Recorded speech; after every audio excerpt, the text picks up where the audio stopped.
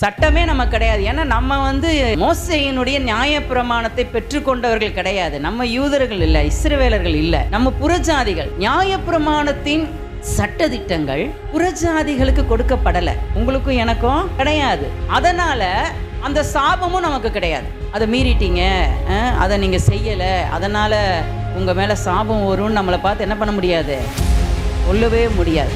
நீங்களும் நானும் நியாயப்பிரமாணத்திற்கு உட்பட்டவர்கள் அல்ல.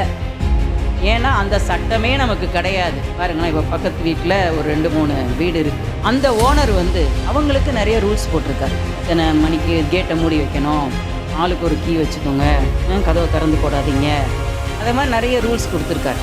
அவங்க அதை ஃபாலோ பண்ணுறாங்க. பக்கத்து வீட்டில் இருக்கிற நான் எதுக்கு அதை ஃபாலோ பண்ணணும்?